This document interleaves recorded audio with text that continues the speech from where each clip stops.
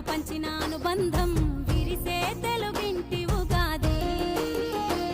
12 రాసులే పలికేను స్వాగతం, పలు రుచుల పచ్చడే అయ్యింది అమృతం. ఈ వేడుకెంతో అద్భుతం. కోయిల పాటల సంగీతం, కొమ్మారెమ్మల కోలాటం